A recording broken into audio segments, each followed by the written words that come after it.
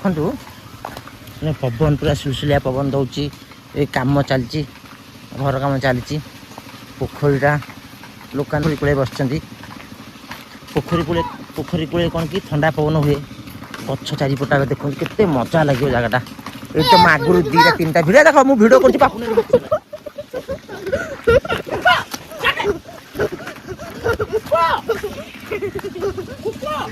Guys देखो कितना बड़ा पहाड़ है।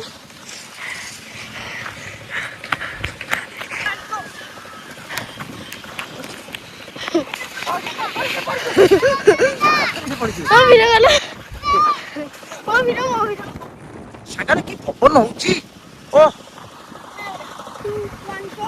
ପୋଖରୀରେ ପଡିଯିବ। ରହିଯାଅ ଜାଗାଟା କେମିତି ଲାଗୁଛି ଦେଖନ୍ତୁ। ଏଠି ଶାଗ ଗଛ ଲାଗିଛି, ଶାଗ ଚାଷ ହଉଛି।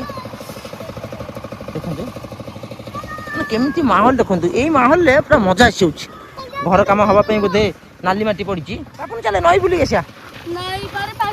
ପାର୍କ ଯିବାନି ଏବେ, ଖୋଲି ନଥିବ। ନଈଟା କୋଉଠି? କେତେ ବାଟ?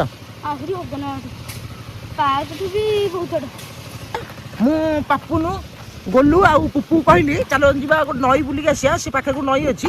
ପାପୁନ କହୁଛି ଯେ ନଈଟା ଟିକେ ଦୂର ହେଇଯିବ, ସେଥିପାଇଁ ଆମେ ଆଉ ନଈଟା ହେଉଛି ସେ ଗୋଟେ ଗଛ ଦେଖାହେଉଛି। ଏଇଠୁ ସେ ଗଛ ଦେଖାହେଉଛି ବହୁତ ଦୂର ହବ ନା, ½ କିଲୋମିଟର ହବ।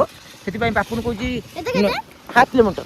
ତ ପାପୁନ କହୁଛି ନାଇଁ ମାମୁଁ ନଈକି ଯିବାନି, ଆମ ଗାଁ ପାର୍କ ଏଇଠି ଅଛି, ପାର୍କ ବୁଲିକି ଆସିବା।